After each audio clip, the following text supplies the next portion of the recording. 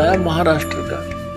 वो कहने लगा जी एक सांगली शहर है महाराष्ट्र में, सांगली, और वहां कोई आपकी भक्त ज्ञान गंगा बांटे थे, और हम वो मेला लगा हुआ था हमारे धार्मिक, और मैं तो भगवान शंकर का पुजारी, उसके अतिरिक्त मैं किसी ने मानू नहीं था। हमारे साथ मेरा भाई था छोटा 10-12 वर्ष का, और हम सारा परिवार मत्था टेकने जावा थे शिव के मंदिर में, बड़ा मेला था वहां का। वह पुस्तक बेच रहा था तो उसमें लिखा हुआ था कौन ब्रह्मा का पिता है, कौन विष्णु की माँ, ये ऐसे ऐसे। वो छोटा भाई जाकर हमसे पिता नहीं कैसे पहले वो लेने चला था, मैंने मना कर दिया कि ना ये तो बकवास लिख रखी है ना।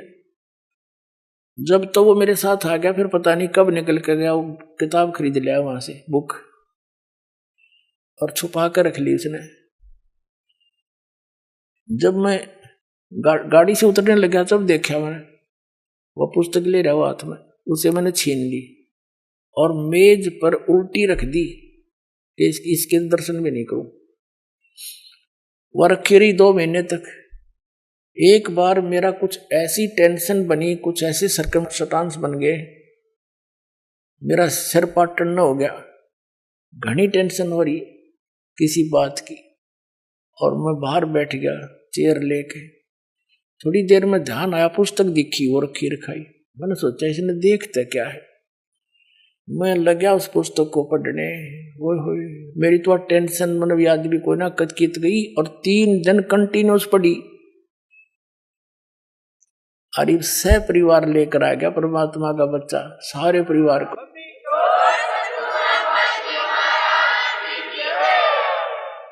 तो ये एक किस्म का परमाणु बन गया ये पुस्तक परमात्मा के ज्ञान की। अब वो उससे फिर रिश्तेदार में जाती है, वहां से ले गया सैकड़ों पुस्तक, सबको दूंगा एक एक, और प्यार से पढ़ाऊंगा, अपने कसम खाऊंगा, बताऊंगा सच्चाई क्या है, मेरे जैसे भ्रमित है सारे। तो पुण्यात्माओं, आप सबका दायित्व बनता है यो कि अपने भूला न राह बतावे।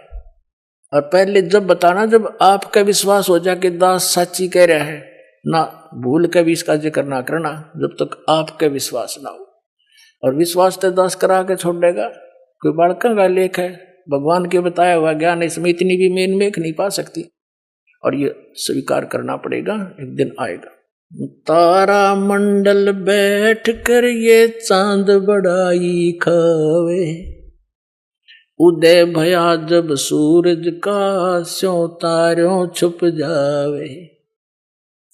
अभी तक हम जिस भी देवी देव ने पूजे थे, हमने वो गणाय में मावान लगे था, और परमात्मा के इस ज्ञान की रोशनी में अब ये सभी ज्ञान ऐसे छुप जाएंगे, ऐसे निष्क्रिय हो जाएंगे, निरस्त हो जाएंगे, जैसे रात्रि के समय तारामंडल के अंदर आकाश में चंद्रमा सुशोभित होता है और सबसे ज्यादा प्रकाश युक्त नजर आता है। जब सूर्य उदय हो जाता है, वो रहता विद्यमान है पर उसका अस्तित्व नहीं रहता, हमारे लिए उसकी आवश्यकता नहीं रहती उस समय। तो अब ये सूर्य का उदय हो रहा है। अभी तो ये समझ लो वो देसी भाषा में झोड़ बोड़ा सा ही है, यानी थोड़ा सा वो सूर्य उदय होने से थोड़ा सा पहले रोशनी होती है। अभी तो इतना होया है यो।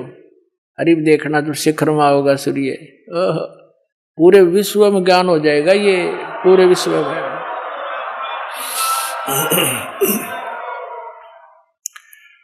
तो परमात्मा क्या बताना चाहते हैं कि आप यहाँ के वासी नहीं हो, आप सतलोक में रहा करते, वहाँ सारे सुख थे, और अपने पैर पर आपको आड़ा मार लिया। ये दास एक जूनियर इंजीनियर था इसमें, कंस्ट्रक्शन सिविल के अंदर, हरियाणा में इरिगेशन डिपार्टमेंट। तो वहां पर एक बहन अपने 2 बच्चों को लेकर मजदूरी करने आई हुई, और वह लड़की मजदूरों की जैसी नहीं लगे थी। फिर भी कोई इतना विशेष ध्यान नहीं किया, मैं कोई बात नहीं, पता नहीं परमात्मा किस घर में कैसा बालक हो जाए। फिर वो रो रही थी रोने लगी कुछ देर बाद। दूसरे तीसरे दिन जब हम दोबारा गए, उससे पूछ बैठा, बहन क्या बात है, क्यों रो रही हो? वहीं पर और कई मजदूर बैठे थे, बेलदार वगैरह, उनकी पत्नियां थी, वह बहुत बुरी तरह रो ही रही थी। उसने थोड़ी सी देर बाद से फिर बताई साची कि मैं ऐसे ऐसे एक बहुत बड़े घर की बेटी थी, सेठ है मेरा पिताजी, बहुत बड़ा पैसे वाला, और मुझे सारी सुविधा थी, और जो मेरा पति है ये हमारे यहाँ नौकर रहा करता, और मैं इसके जाल में फंस गई। मैं इतनी प्रभावित होगी, मेरे माता पिता मेरे आगे रो भी दिए, उन्होंने मेरे पैर भी पकड़ लिए, बेटी कुछ भविष्य देख ले तू अपना, तू कहाँ जा रही है, रोटी टाइम पे मिले नेगी, क्या हाल होगा तेरा, लेकिन फिर हम तेरे को घर नहीं बढ़न देंगे, या तू पक्की सोच लिए। मैंने एक नहीं मानी, और इस मेरे पति की बातों में इतनी फंस गई, हम वहां से घर से भाग गए। अब ये जो मैं पैसा लेकर आई थी 1-2-4 लाख रुपए, वो खर्च खरीदी, सारा शराब पीता है। अब मैं मजदूरी करती हूँ और वो मेरे पैसों से शराब पीता है, और बोल लूँ तो मैंने रोज कूटे। अब कोई मेरा वाली वारस रहा नहीं कि तो मैं दुख रोज दूं जाके, मैंने अपने पैर पे आपको आड़ा मार रखे। तो पुण्यात्माओं, आज आपकी वो दशा है, आप उस समर्थ ने छोड़ के इस कंगाल के साथ आ गए, और यहाँ हर एक चीज का टोटा, समय पर टूक नहीं, वर्षा हो जा, 2 दाने हो जा, ना भूखे मर जा, अकाल गिर जा। उस समर्थ को, उस स्थान को छोड़कर आप यहाँ भिखारी बन गए, और वहां सदा व्रत था, यहाँ टाइम पर टूक नहीं मिल रहा। 90% व्यक्ति दुखी है, यहाँ 90% हैंड टू माउथ है,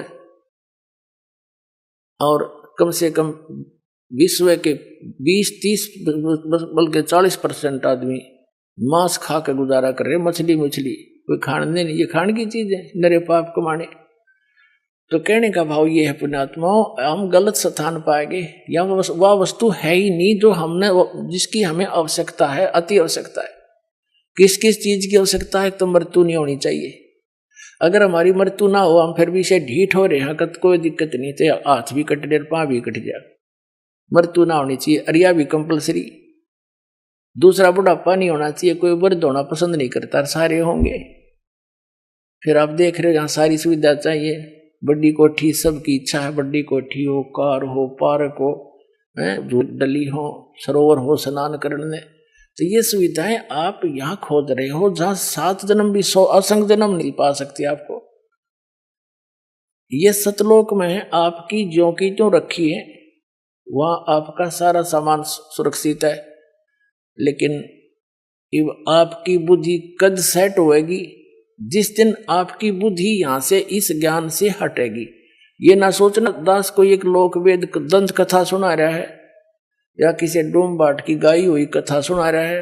ये तो वो वचन सुना रहा है जो परमात्मा ने स्वयं अपने घर का भेद दिया आकर के, और जिन महापुरुषों को साथ ले गए फिर वापस छोड़ा। उन्होंने इसलिए छोड़ा था कि ये मेरे गवाह बन जाए, फिर बाद में मेरे बच्चों को गवाही दे जाए कि सचमुच कबीर इज गॉड, कबीर परमात्मा है, और सतलोक में ये सारे सुख हैं।